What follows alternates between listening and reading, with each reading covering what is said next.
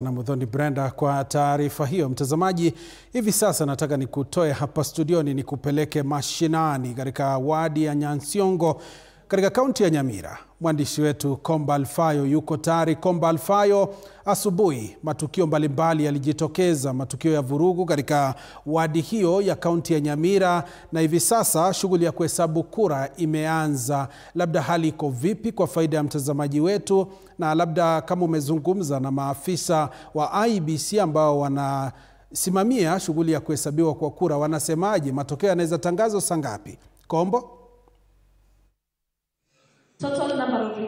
Na asante sana Joashua Sare na kupata vyema kabisa kutoka kituo hiki. Kwa muda uliopita wa dakika kama 40 hivi nilikuwa katika kituo kile cha Nyansiongo, lakini kwa sasa hivi wakati ambapo tunazungumza nipo hapa katika kituo hiki cha Nyamaiya ambapo vurugu ziliweza kushuhudiwa kwa wingi, hasa wanabodaboda wakionekana kukimbia juu chini kwa muda mrefu, na baadhi ya watu 7 hivi waliweza kujeruhiwa mchana wa leo, na watu karibu 3 wakaweza kuruhusiwa kurejea nyumbani, lakini wengine 4 wapo hali ambayo ni ya maangalizi ya daktari katika hospitali ile ya rufaa ya Nyamira. Lakini hapa niko na fursa kuzungumza na mmoja ya waangalizi, wale ambao tunawaita kwa lugha ya Kiingereza observers, ambao walikuwa wameweza kupata fursa kutembea katika chaguzi ambazo zimekuwa zikiendelea. Pengine nikiweza kumkaribisha aweze kufika hapo, tueleze wewe chaguzi hizi kutokea asubuhi umeziona vipi, na pengine hali imekuwa vipi wakati katika pite zako katika vituo mbalimbali vya chaguzi.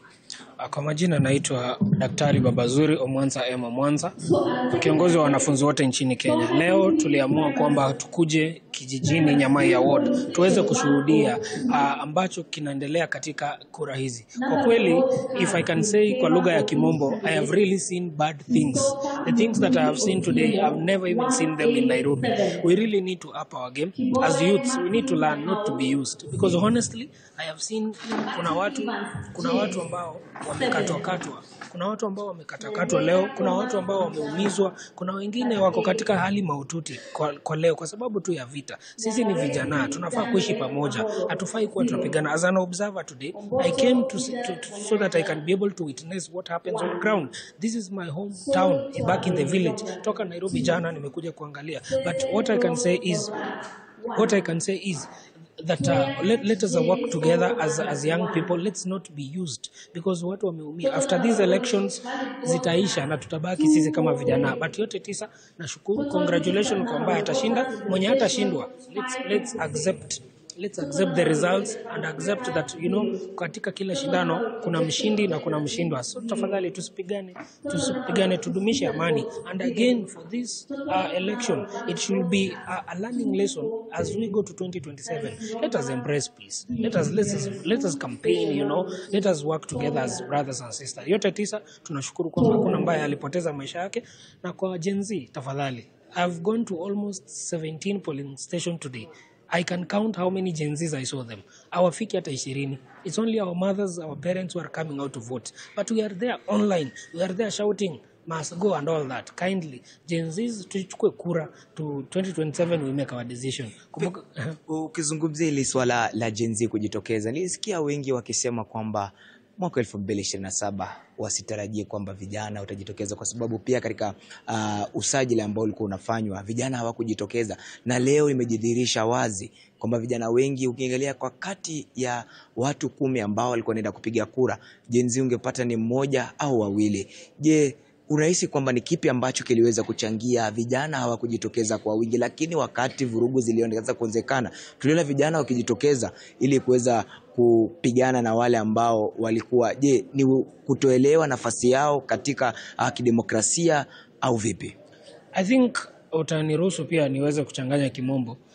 One thing that we need to understand is that youth or these Gen Zs need to have a civic education. If there is what IEBC and other NGOs should invest in, it is civic education, because it is not out of 10 that we have 1 Gen Z. It is out of 30 we have 1 Gen Z. Mimi mwenyewe sijaona Gen Z wakivoti. The only place nimeona Gen Z wakati wanasaidia watu wa ABC kuweka rangi, kuonyesha watu. That's where I'm seeing Gen Zs working, not voting. So it's high time we as young people, as student leaders, youth leaders, we come out in large numbers. Tuambiane, sasa hata ukienda sherehe, mtu asipige sherehe kama ana kura. Sasa ukienda pale popote lazima kuwe na kura, kwa sababu that's the only way we can change our country democratically instead of going to the roads, being shot and being killed. Yote tisa, nashukuru sana kwa hayo. Thank you. Namsane, asante sana Joash Onsare. Pengine nikupatie tu matokeo yale ya muda tu ambayo yameweza kufika katika kituo hiki ambacho nipo. Kufikia sasa naona kwamba vituo vitatu vimeweza kufikisha kura zao katika eneo hili: soko la Miruka, soko na vile vile Tonga DB wameweza kufikisha kura zao. Na ukiangalia katika kura hizi ambazo zimetoka, tunaona kwamba Elijah Chris Osiemo ndiye ambaye anaendelea kuongoza, akifuatwa karibu na Nyandieka. Kwa hivyo ndizo kura tu kwa sasa, lakini tukiangalia kwamba wale wasimamizi wa vituo wanaendelea kuingia mmoja baada ya mwingine. Hali ya utulivu inaendelea kushuhudiwa hapa. Mpiga picha wangu akiweza kutuonesha, tunaona kwamba umma umeweza kufika hapa eneo hili. Upande wa mbele tunaona kwamba tayari wale ambao tunaoita chief agents tayari washaingia pale. Maafisa wa polisi wamejaja katika eneo hili, waandishi wa habari na wamepata fursa yao kusimama pale. Hali ya utulivu imeendelea kudumishwa katika ukumbi huu wa shule hii ya mseto ya Nyamaiya. Kwa hivyo ni kura tu zinaendelea kuingia muda baada ya muda, lakini kikubwa yote 9-10 ni ile, licha ya vurugu kushuhudiwa mchana mzima, kufikia sasa jioni hali ya utulivu imeendelea kushuhudiwa baada ya wananchi kuweza kuingilia kati na kuhakikisha kwamba wamechukua jukumu lao, kuhakikisha kwamba utulivu unadumishwa hapa katika kaunti ya Nyamira. Kumbuka kwamba vurugu hizi ziliweza kushuhudiwa katika eneo lile la Kerenyo, ambapo tuliona kwamba baadhi ya wananchi walikuwa wanawakamata wale ambao walikuwa wanadaiwa kuweza kuwahadaa kwa kuwapatia pesa kidogo. Maeneo mbalimbali, wale wahuni ambao walikuwa wamefika pale wakiwa wamebebwa na magari, waliweza, kuna ni gari kadhaa zimeweza kuchomwa. Vile vile tuliona kwamba watu kadhaa wameweza kudungwa mishale pamoja na wengine kupigwa mapanga kufikishwa hospitali mbalimbali katika kaunti hii ya Nyamira. Eneo la Nyansiongo haya yote yameshuhudiwa. Biashara zimeweza kutatizika, wengi wamepoteza mali yao katika eneo la Cheblat, pale ambapo bidhaa ziliweza kuporwa na kuvujwa wakati kulikuwa na vurugu, wengi baadhi ya wananchi na wahuni wakikabiliana pale, wengine wakijaribu kufunga barabara ile. Na eneo lile tunasema Lemetamayo, ambapo baadhi ya wananchi walikuwa nahisi kunao hoteli moja ambapo wahuni wale walikuwa wanajificha. Ni baadhi ya matukio ambayo yameweza kuwakera wakazi siku hii ya leo, lakini wengi ya wakazi walikuwa wanaishi kwamba amani iweze kudumishwa na hata baada ya uchaguzi hiki, na wangependa kwamba taswira hii siweze kuonekana siku nyingine, kwa sababu ni chaguzi ambazo hawajawahi kuona zikifanyika. Ni chaguzi ambazo zilikuwa zimetarajiwa kuwa za amani, hasa katika eneo wodi yote matatu. Lakini licha ya vurugu hizi kuweza kushuhudiwa, lakini mwisho kabisa chaguzi hizi zimekuwa chaguzi ambazo zimekuwa bora zaidi. Sina la ziada, lakini kumbuka kwamba msikilizaji wetu azidi kukaa ange, kwa sababu mie Komba Alfayo kutoka eneo hili la Nyamira nitakuwa nipo tayari kuweza kukutaarifu kadri ya uwezo wangu namna ambavyo matokeo yanaendelea kutokea, hasa katika wadi hii ya Nyamaiya na wadi ile ya Kerenyo pamoja na Nyansiongo. Kumbuka kwamba TV47 ndio kitovu cha habari kutoka